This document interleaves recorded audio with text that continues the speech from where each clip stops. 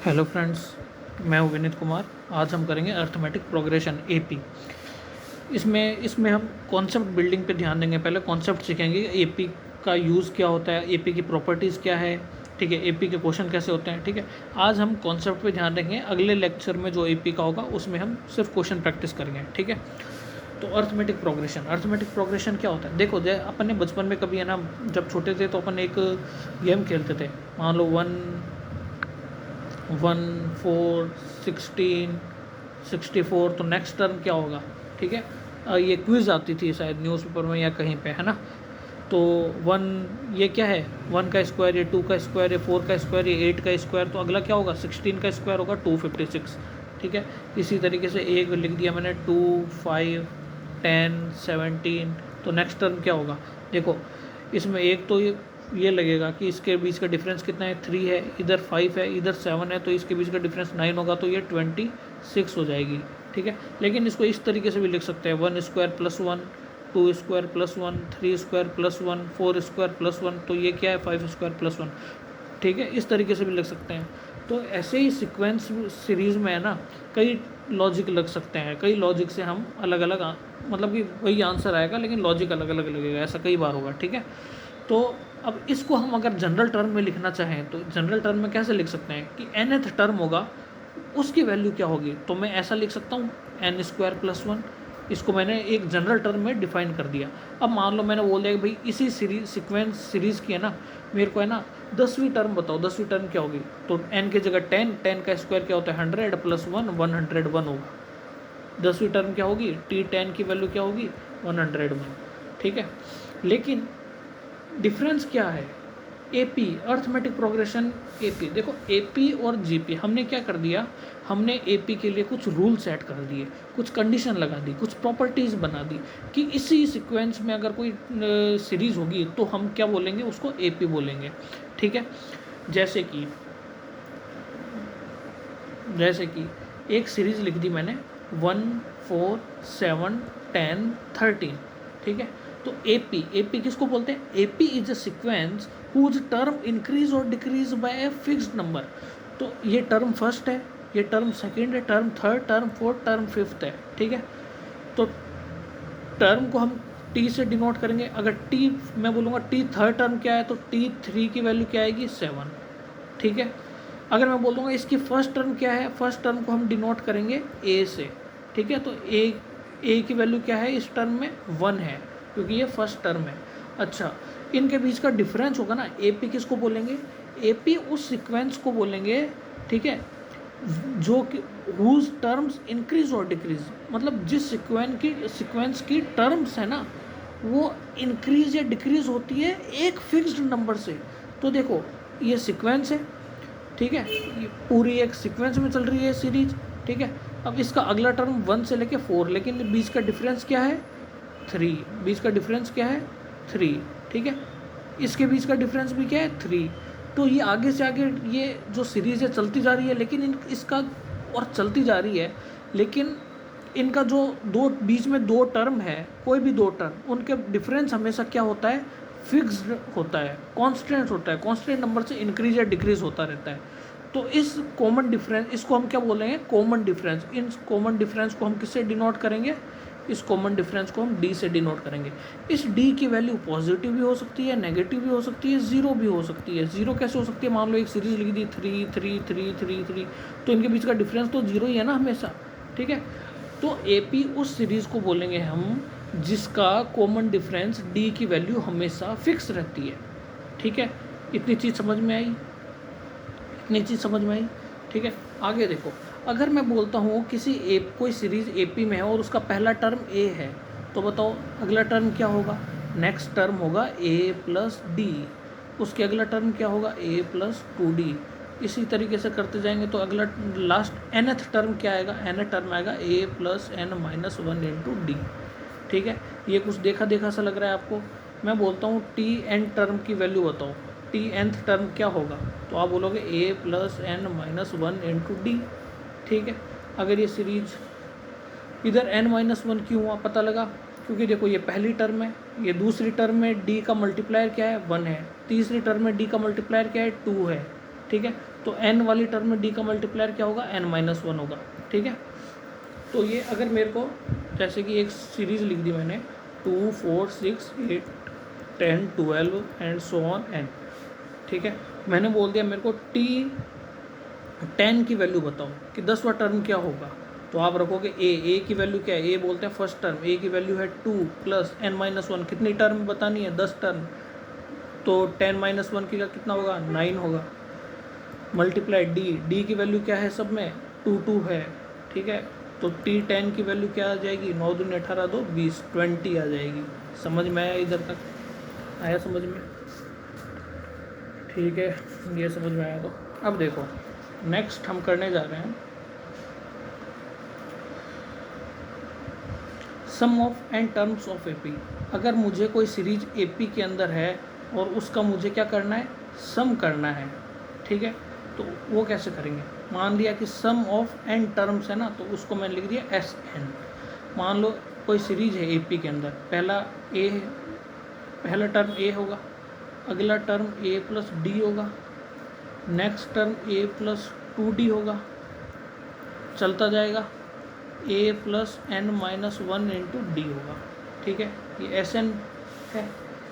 अब एक चीज़ देखो, अगर मेरे को इनका सम करना है तो कैसे कर सकते हैं, तो देखो ये पहली टर्म है और ये लास्ट टर्म है, ठीक है। मैं क्या करता हूँ, इसको ब्रेक कर देता हूँ, ठीक है। अब देखो मैंने इधर रखा, मैंने पहली टर्म के साथ में लास्ट टर्म, सेकंड टर्म के साथ second last term, third term के साथ थर्ड लास्ट टर्म, फिर उनका क्या करूँगा उनको मैं ऐड कर दूँगा, प्लस कर दूँगा। तो ये देखो a plus n-1 into D, ठीक है।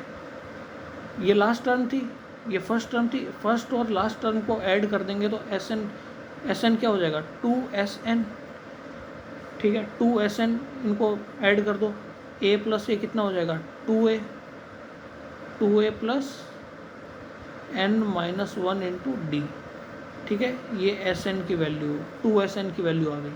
तो मुझे एन टर्म का वैल्यू के मतलब SN मतलब वो सीरीज है n टर्म्स की, ठीक है, उसका सम क्या होगा, तो ये 2 कहाँ आ जाएगा, 2 आ जाएगा इधर, n/2, total number of terms है उसको डिवाइड कर दो 2 से, ठीक है।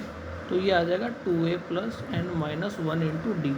ये किस चीज़ का फॉर्मूला बन गया, ये फॉर्मूला बन गया n टर्म्स का सम का, n टर्म्स के सम का फॉर्मूला है। तो इसी को हम देखो इस तरीके से लिख सकते हैं, S N is equal to n/2। इस 2a को ऐसे लिख सकता हूँ मैं, a plus n-1 into D, ठीक है। अब इसको हम क्या लिख सकते हैं, इसको हम ये क्या है, ये लास्ट टर्म है ना, इसको हम l बोल सकते हैं, लास्ट टर्म। तो एस एन की वैल्यू क्या आ जाएगी, n/2 a plus l, first term और लास्ट टर्म। अगर आपको n की वैल्यू दी गई हो, फर्स्ट टर्म की वैल्यू दी गई हो, लास्ट टर्म की वैल्यू दी गई हो, तो उसका सम निकाल सकते हो उस सीरीज़ का, आराम से निकाल सकते हैं। ये l की वैल्यू तो है a plus n-1 into D, ये लास्ट टर्म ही तो था ना Tn, ये Tn टर्म था, ठीक है। तो इसको हम a प्लस l बोलेंगे, ठीक है। समझ में आया इतना, ठीक है। तो देखो इससे हम एक रिज़ल्ट निकाल सकते हैं। क्या रिज़ल्ट निकाल सकते हैं कि अगर कोई सीरीज एपी के अंदर है, अगर उसका पहला टर्म और लास्ट टर्म को ऐड कर दिया जाए, या दूसरा टर्म या सेकंड लास्ट टर्म को ऐड कर दिया जाए, तो ऐड करने पे जो वैल्यू आएगी, ठीक है, वो हमेशा जो उसका सम जो आएगा ना, वो हमेशा क्या होगा, कांस्टेंट होगा। इधर ऐड करके देख लो, इधर a प्लस डी था, तो सेकंड लास्ट टर्म क्या होगा, a plus n-2 into D, ठीक है। तो भी वैल्यू इन दोनों को ऐड करेंगे तो यही आएगी। मतलब कि किन्हीं भी दो टर्म को, फर्स्ट टर्म और लास्ट टर्म, ठीक है, second term second last term, ठीक है, अगर स्टार्ट से लेके लास्ट तक, ठीक है, लास्ट से और स्टार्ट से कोई टर्म, दो टर्म लेते हैं हम और उनको ऐड कर देते हैं इक्वल डिस्टेंस से, ठीक है। अगर हम उन्हें ऐड कर देते हैं तो जो वैल्यू आएगी वो हमेशा कांस्टेंट आएगी, ठीक है। ये हम प्रॉपर्टीज़ में बाद में भी सीखेंगे, पता लगेगा आपको, ठीक है।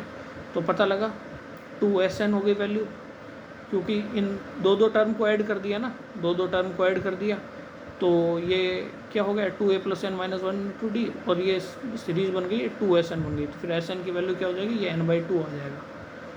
ठीक है, ये फॉर्मूला आपने पढ़ा होगा, आज पता लगा होगा आपको कि ये फॉर्मूला आता कहाँ से है एक्चुअली में। ठीक है, अब देखो इम्पोर्टेंट रिजल्ट्स और निकालते हैं हम। अगर मैं बोलता हूँ पहला, sum of first n natural number, first n natural number उनका सम निकालना है मेरे को। ठीक है, उनका सम निकालना है। मान लो 1 + 2 + 3 + एंड सो ऑन + n तक, ये फर्स्ट n नेचुरल नंबर, इनका सम निकालना है। तो सम निकालने के लिए फॉर्मूला क्या होता है, n/2। फर्स्ट टर्म क्या है, n/2, 2a + n - 1 × d होता है ना, तो 2a की जगह क्या आ जाएगा 1 + n - 1 × d की वैल्यू क्या है 1। ठीक है, तो ये क्या आ जाएगा n + 1/2। तो फर्स्ट n नेचुरल नंबर है, उसका सम निकालना हो तो उसके लिए फॉर्मूला ये रहा n + 1/2। पता चला ये फॉर्मूले कहाँ से, रोज़ पहले तो आप रटते होगे, रटना नहीं है, समझना है। ठीक है, फॉर्मूले सारे कॉन्सेप्ट से ही बनते हैं। ठीक है, तो ये n + 1/2 समझ में आया। ठीक है, सेकंड रिजल्ट क्या निकालते हैं कि अगर मेरे को सम करना है किसका sum, first n odd natural number का सम करना है। तो ऑड नंबर कौन से होंगे, 1 + 3 + 5 + 7 + 9 + n। ठीक है, अब इनका सम करना है, तो सम कैसे करेंगे, n/2 2a की वैल्यू 1 + n - 1 × d की वैल्यू कितनी है, d की वैल्यू 2 है। ठीक है, क्या आ जाएगा n + n² - n, ये 2 से 2 कैंसिल हो जाएगा। ठीक है, तो +n - n कैंसिल हो जाएगा, तो n²। ठीक है, sum of first n odd natural number. अच्छा, अब एक मैं होमवर्क देता हूँ आपको बताना है, सम बताना है किसका, first n even natural number. ठीक है, first odd natural number, first n even natural number, इनका आपको सम निकालना है। ठीक है, अब देखो फोर्थ प्रॉपर्टी क्या है, रिजल्ट है कि भाई जो जो n वाला टर्म होगा, ठीक है, उसे हम क्या ऐसा लिख सकते हैं कि सम उन सब का सम कर लिया जितने भी टर्म है, और उसमें से Sn - 1 जो पहले वाली टर्म है उसके पिछली टर्म है, ठीक है, उस तक का सम हमने माइनस कर दिया, तो मेरे को Tn की वैल्यू मिल जाएगी कि नहीं मिल जाएगी। मान लो आपको Sn की वैल्यू, जो n नेचुरल नंबर्स है ना, तो कोई n टर्म्स हैं, उनका सबका सम दिया हुआ है। ठीक है, और उसके Sn - 1 आपको d की वैल्यू भी पता है, मान लो Sn - 1 निकल जाएगा उधर से। ठीक है, तो Sn - 1 को अगर मैं माइनस कर दूं तो मेरे को Tn की वैल्यू मिल जाएगी कि नहीं मिल जाएगी। जैसे कि मान लो कि आपको दिया हुआ है Sn की वैल्यू दी हुई है टर्म 1 + टर्म 2 + टर्म 3 + टर्म 4 से लेके Tn - 2 + Tn - 1, और लास्ट टर्म क्या हो जाएगी, Tn हो जाएगी।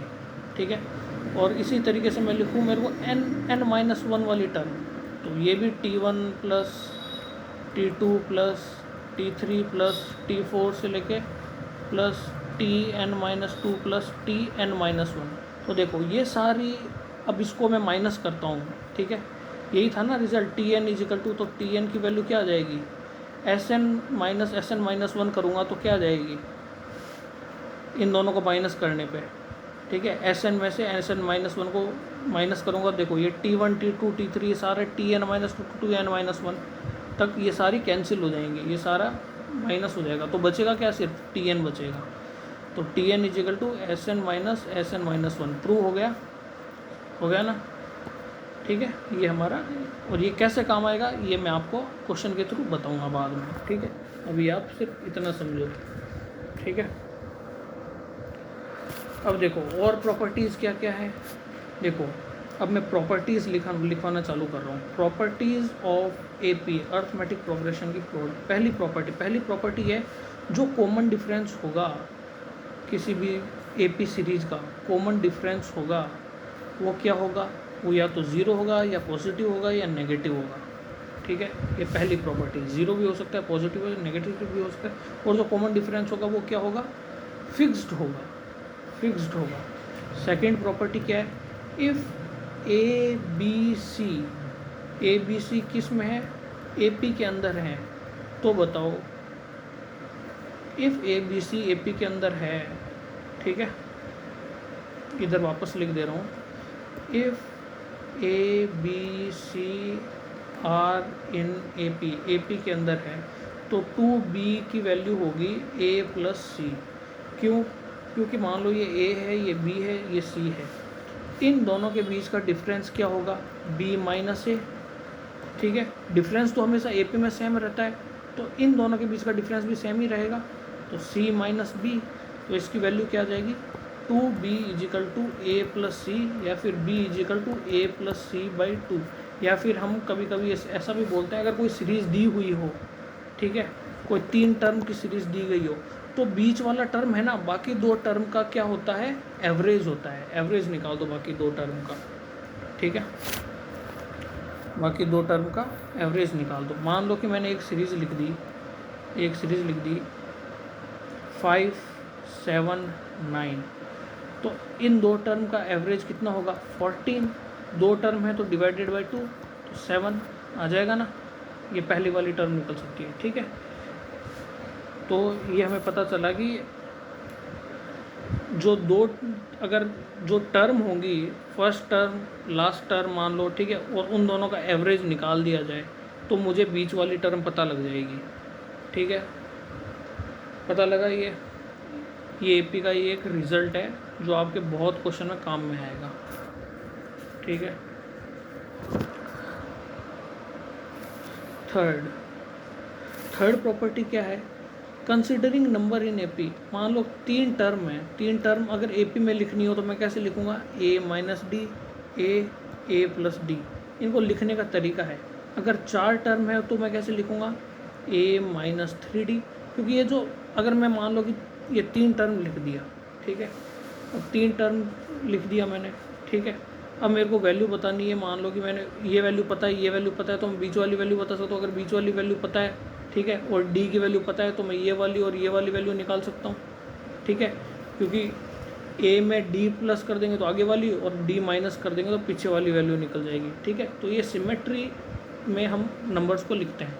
अगर 4 टर्म होगी तो कैसे लिखेंगे, ए माइनस डी, ठीक है। फिर ये ए नहीं लिखेंगे, ए प्लस डी, ए प्लस 3d। अब इसके बीच में देखो, ये अगर ये टर्म है, ठीक है, ए माइनस डी, और ये ए माइनस 3d है, तो इधर डिफरेंस कितना है, 2d टर्म्स का। इधर माइनस 2d होगा, इधर प्लस 2d होगा, ठीक है। क्योंकि ए माइनस, ये ए है, ए माइनस डी, ये ए प्लस डी, ये माइनस डी, ये प्लस डी, तो बीच में डिफरेंस कितने हो गया, 2d का हो गया, ठीक है। तो सब में ये जो डिफरेंस चलेगा ना, ये 2d का ही चलेगा, ये 2d का है, ये 2d का है, ये 2d का डिफरेंस है, ठीक है। अगर मेरे को 5 टर्म लिखनी हो तो, अगर मेरे को 5 टर्म लिखनी हो तो मैं ऐसे लिखूँगा, a minus 2d, a minus 2d, a minus D, a plus D, a plus 2d। तो इधर डिफरेंस कितने का है, डी का है, इधर भी डी का, इधर भी डी का, सब जगह डी का डिफरेंस है। समझ में आया। अच्छा, इसको हम इस तरीके से, ये मैं क्यों बता रहा हूँ आपको, ये मैं आपको क्वेश्चन सॉल्व कराऊँगा, अभी करवा देता हूँ या तो मैं, ठीक है, अभी सॉल्व करवा देता हूँ। लिखो, ये क्वेश्चन लिखो कि ये मैं आपको बताने का रीज़न क्या है कि इस तरीके से हम क्यों लिखें जिससे क्वेश्चन आसानी से सॉल्व हो जाए, ठीक है। लिखो, the sum of 3 numbers, the sum of 3 numbers, sum है 3 नंबर्स का, और वो 3 नंबर्स किस में है, एपी के अंदर हैं, ठीक है। उनका सम कितना है, 293 है, सॉरी 27 है, उनका सम है वो क्या है 27 है। तो फाइंड द नंबर, तो sorry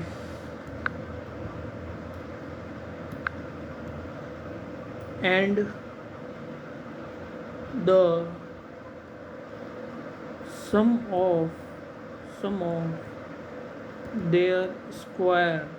of their square is 293। ठीक है, तो आपको बताना है कि वो नंबर कौन कौन से हैं। फाइंड द नंबर कौन कौन से हैं। 3 टर्म है, तो 3 टर्म को मैं कैसे लिख सकता हूँ, a minus d plus a plus d. इन तीनों का 3 नंबर का सम कितना दिया हुआ है, 27 के इक्वल दिया हुआ है, 27 के इक्वल दिया हुआ है। तो minus d plus D cancel हो जाएगा, तो कितना बचेगा 3a की वैल्यू 27, तो a की वैल्यू कितनी हो जाएगी, a की वैल्यू 9। ठीक है, फिर इसने क्या बोला है, इनके स्क्वायर का सम है 293, तो a माइनस डी का whole square plus a square plus a plus d का होल स्क्वायर, इसकी वैल्यू दी है 293। ठीक है, 293, तो ये कितना हो जाएगा 3a square plus 2d square equal to 293।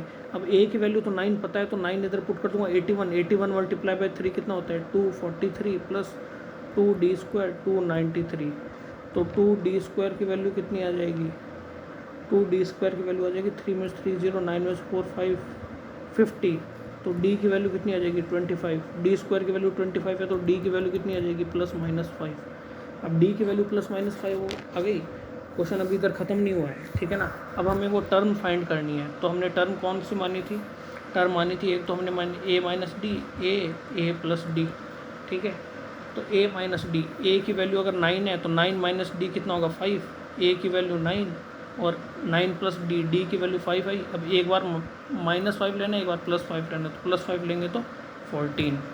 ठीक है, ये हमारी टर्म आ गई। अब आप बोलोगे सर +5 -5 मतलब उल्टा भी तो ले सकते हैं ना, कि हम पहले हम +5 लें, तो भाई पहले +5 ले लो, पहले +5 ले लोगे तो 9 + 5 पहली टर्म आ जाएगी 14, दूसरी टर्म आ जाएगी 9 और तीसरी टर्म आ जाएगी 5। ठीक है, सीक्वेंस में चेंज होगा, बाकी टर्म तो निकल जाएगी, तीनों टर्म निकल जाएगी, आगे पीछे होगी वैल्यू, पहले आगे पीछे प्लस माइनस जो भी आपको लेना है, जिस जैसे भी लेना ले लो। ठीक है, समझ में आया इसको लिखने का फ़ायदा, a plus T, a plus 2d, a minus D, ऐसे क्यों लिखते हैं। ठीक है, ठीक है। फोर्थ रिजल्ट पे आते हैं कि the sum of the terms of an A P, कोई सीरीज ए पी में है, ठीक है, तो sum of the terms of an A P, तो हम किन्हीं भी 2 टर्म का सम करेंगे, तो ये मैंने आपको पहले भी बताया था। ठीक है, जो कि इक्वी डिस्टेंस हो बिगिनिंग और एंड से। जैसे कि मैं एक टर्म लिखता हूँ, एक सीक्वेंस लिखता हूँ, a plus D, a plus 2d, a plus 3d, ठीक है, a प्लस 4d। तो देखो शुरू से मैं टर्म लेता हूँ थर्ड, ठीक है, a प्लस 5d, और लास्ट से भी मैं टर्म लेता हूँ थर्ड। ठीक है, तो शुरू से और लास्ट से जो टर्म लिए और उनका हम क्या करेंगे, सम करेंगे ना, तो वो हमेशा क्या आएगा, कांस्टेंट आएगा, इक्वल आएगा sum of first and last term के। ठीक है, फर्स्ट टर्म और लास्ट टर्म का सम क्या है, a plus 5d plus a, तो क्या हो जाएगा 2a प्लस 5d। ठीक है, सेकेंड टर्म और सेकेंड लास्ट टर्म करेंगे तो 4, तो भी देख लो 2a plus 5d। Third term और इधर से भी थर्ड टर्म करेंगे तो भी देख लो 2a प्लस 5d। मतलब कि शुरू से और लास्ट से, बिगिनिंग से और एंड से हम जो भी टर्म लेंगे इक्वल डिस्टेंस पे, और फिर उन दोनों का सम कर देंगे, तो हमेशा जो रिज़ल्ट मिलेगा, जो उनका सम का रिज़ल्ट मिलेगा, वो हमेशा कांस्टेंट होगा, या फिर हम ऐसा भी बोल सकते हैं पहला और लास्ट टर्म के सम के इक्वल होगा। जैसे कि एक सीरीज़ लिखता हूँ मैं, 11 13 15 17 19 21 23। ठीक है, अब मैं बिगिनिंग से मैं तीसरी टर्म लेता हूँ और लास्ट से तीसरी टर्म लेता हूँ, तो इन दोनों का सम कितना आएगा, 19, 20, 30, 34 आएगा। क्या मैं पहली और लास्ट टर्म को ऐड कर दूँ तो भी यही आएगा? बिल्कुल 34 आ रहा है। क्या सेकंड और सेकंड लास्ट टर्म को ऐड कर दूँ तो भी वैल्यू वही आ रही है? 34 आ रही है। ठीक है, तो किसी भी एपी सीरीज़ में अगर कोई सीक्वेंस है, सीरीज़ है, ठीक है, एपी के अंदर है, तो उसका पहला term, last term, second last term, third last term, इनको ऐड करेंगे तो हमेशा रिज़ल्ट ऐड करने पे जो रिज़ल्ट आएगा वो हमेशा कांस्टेंट होगा। ठीक है, ये रिज़ल्ट समझ में आया। फिर पांचवा रिज़ल्ट क्या है कि every term of an AP is average of term of equi distance from it. मतलब कि कोई भी टर्म है एपी के अंदर, मैं ऐसे टर्म लिखता हूँ a+2d, a+3d, a+4d, a+5d। ठीक है, तो कोई भी टर्म है एपी के अंदर, कोई भी सीक्वेंस है एपी के अंदर, ठीक है, तो सीक्वेंस है एपी के अंदर, वो उस सीक्वेंस में, ठीक है, इक्वी डिस्टेंस फ्रॉम इट, मतलब कि दोनों जगहों से, शुरू से और लास्ट से, अगर मैं मान लो कि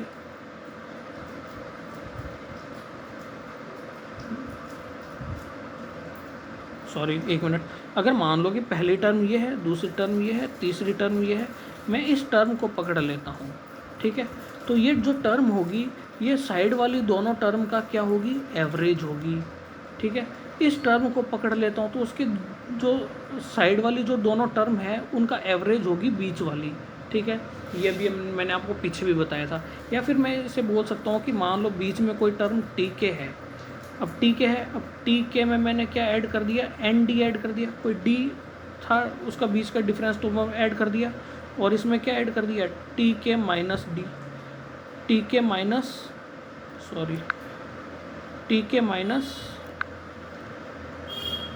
माइनस एन डी। ठीक है, ये हो गए ये बीच वाली टर्म। तो मैंने क्या बोला, जो बीच वाली टर्म होगी वो साइड के दोनों टर्म का क्या होगी? एवरेज होगी। अब इनका एवरेज निकाल दो तो minus n d plus n d cut जाएगा, तो टी के प्लस टी के, तो 2 बन जाएगा, डिवाइडेड बाई 2 से 2 कैंसिल, तो टी के आएगा, है ना। तो प्रूव हो गया। तो इसको और भी मैं क्वेश्चन की एक सीरीज़ लिख के बताता हूँ आपको। मान लो एक सीरीज़ लिखी मैंने 21, 23, 25, 27, 29। ठीक है, मान लो मैंने ये टर्म पकड़ ली 25, ये इसको मैंने बोल दिया ठीक है। अब इसके इधर वाली टर्म क्या है? 27, इधर वाली टर्म क्या है? 23। इनको मैं ऐड कर दूँ, ठीक है, कितना आएगा? 50 आएगा, और फिर इनका एवरेज निकाल दूँ, तो जो इनका जो साइड वाली दोनों टर्म का जो एवरेज आएगा वो किसके इक्वल आएगा? बीच वाली टर्म के इक्वल आएगा। समझ में आया?